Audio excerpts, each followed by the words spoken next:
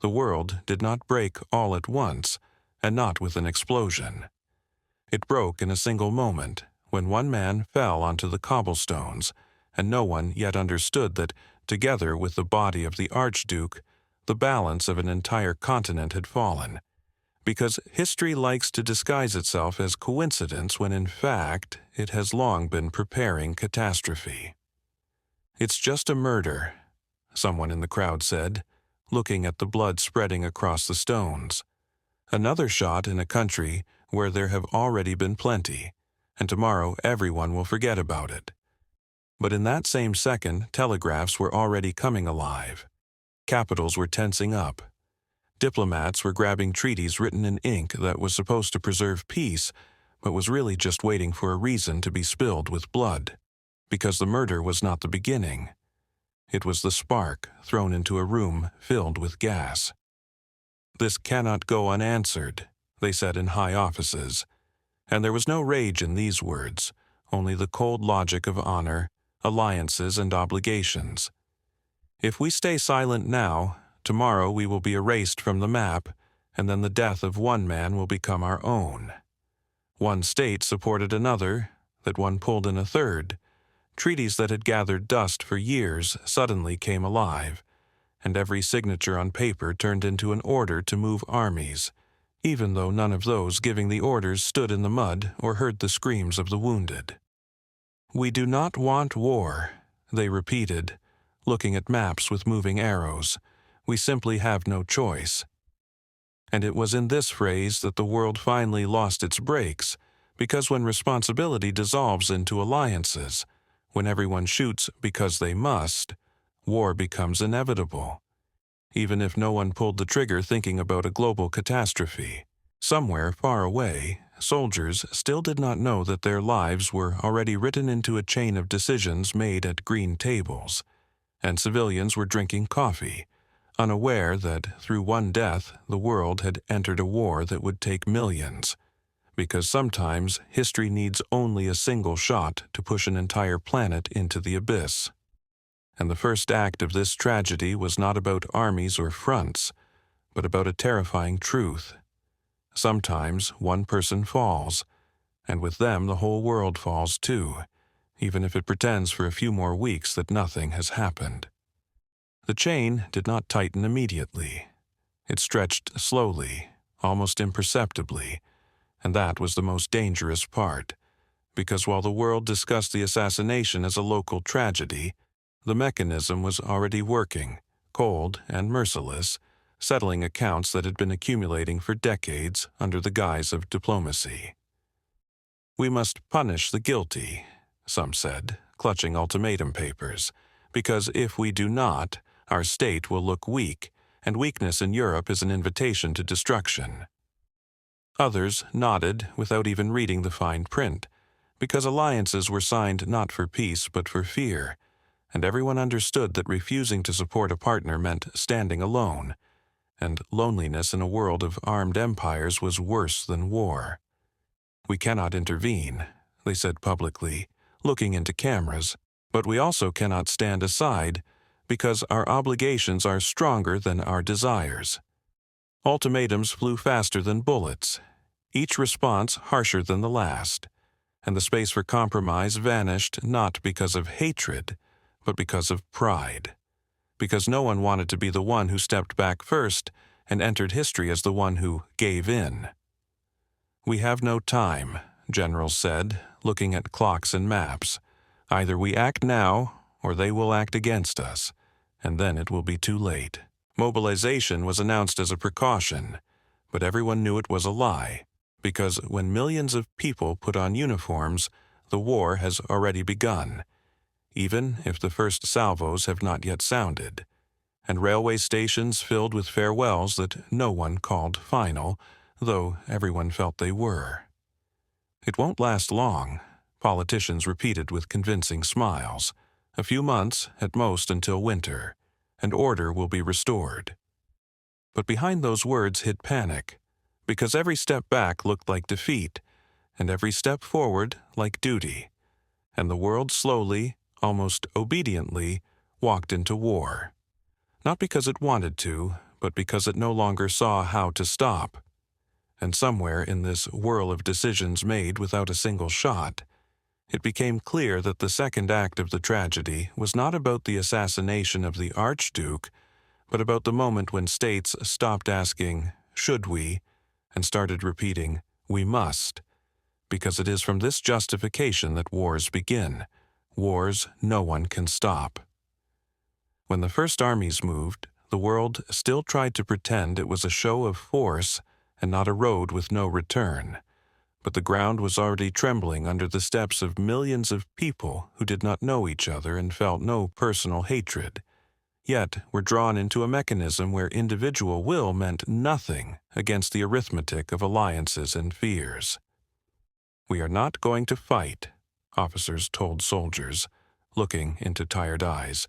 "We are going to defend honor, borders, the future, and if everything goes according to plan, you will return home before you even get used to the uniform." The soldiers believed them, because belief was easier than doubt, and trains departed stations to music and flowers, as if it were not mobilization but a celebration. Yet tension already lived inside those smiles, because everyone felt something in this joy rang false. "We have no choice," they repeated in government halls as alarming reports arrived. "If we stop now, our allies will fall, and with them the entire security system Europe rests on." Border after border vanished from maps, as the movement of armies erased lines faster than diplomats could speak, and the first clashes, not yet called battles, suddenly revealed a terrifying truth. The war would not be short, because plans that looked perfect on paper shattered against real people, real mud, and real fear. "This doesn't look like training," one soldier said to another, hiding in a trench under the first bombardment. "Here, no one explains what to do when the plan runs out." Command demanded offense because retreat would mean admitting a mistake, and mistakes at this stage were unacceptable. And so every failed attack gave birth to another, even more brutal, because the logic of war demanded not stopping, but raising the stakes. "We have already gone too far," generals said, staring at casualty lists. Now stopping would mean admitting that all of this was in vain. And it was at this moment that the world finally understood that the third act of this story was not about one person, not about one shot, and not even about one alliance, but about terrifying inertia. When war lives no longer because of a cause, but because it cannot be stopped without destroying every justification that holds it together. The shot in Sarajevo had long faded, but its echo now thundered across thousands of kilometers of front lines, and it became clear that one death had turned into millions, not because people wanted it, but because the world chose to keep moving forward, even when it no longer remembered why. When the war sank into trenches, it became clear that the world had been wrong, not in details, but in the entire idea, because a quick campaign turned into slow annihilation, where every meter of ground cost hundreds of lives, and no one could say anymore what exactly these people were dying for, except abstract words that had long lost meaning. "We cannot retreat," generals said with tense stubbornness, staring at maps covered in red marks. "If we stop, all these deaths will be meaningless, and history will not forgive us." Soldiers sat in the mud for weeks, listening to shells whistle overhead, and with each passing day thought less about the assassination of the Archduke, because the war had lost the face of its cause and taken on the face of routine, where survival became the only goal and hatred the only fuel that still allowed them to stand up. "I don't even remember who started it," one of them said, staring at the gray line of the front. "I only remember that if we stop shooting, they will move forward, and then it will end for us here." States poured more and more people, machines, and resources into the war, because each year without victory demanded a new push, and societies began to live for the front, turning sacrifice into statistics and doubt into treason, because to ask why meant threatening the very logic of the war's existence. "We've lost too much to stop now," politicians said with stone faces. "Now victory is the only way to justify the past." And here the tragedy became complete, because the war that began over one man now survived on fear of admitting a mistake, on the refusal to say that the chain of decisions had been wrong from the very beginning, and that millions were paying for the pride of a few.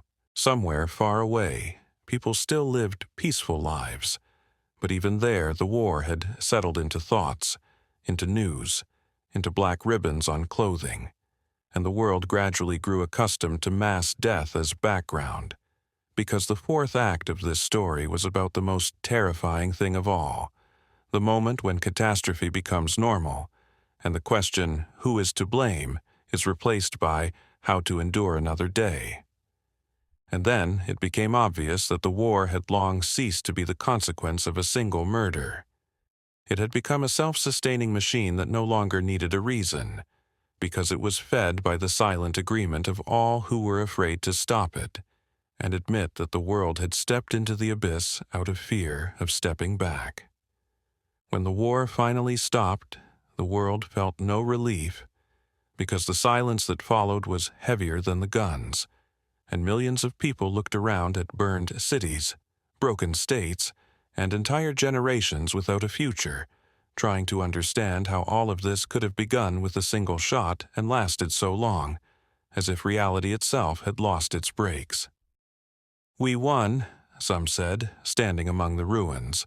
"We endured. We paid the price, and now the world will be different."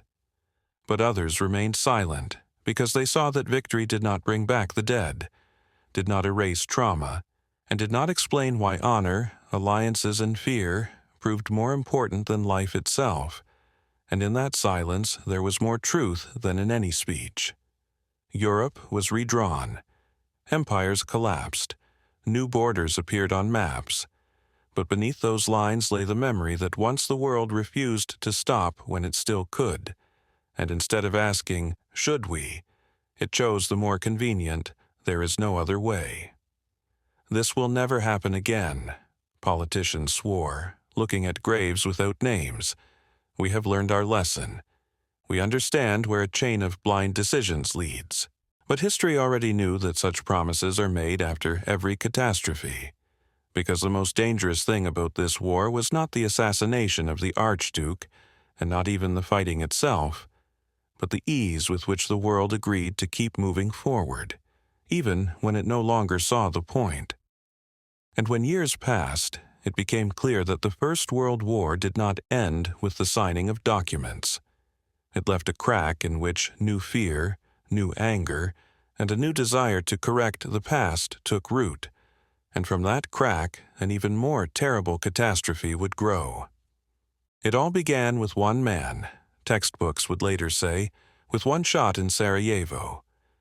But the truth was harsher, because the war did not begin when the Archduke was killed, but when entire states decided that a chain of alliances was more important than stopping, that honor was more valuable than doubt, and that turning back was impossible, even if an abyss lay ahead.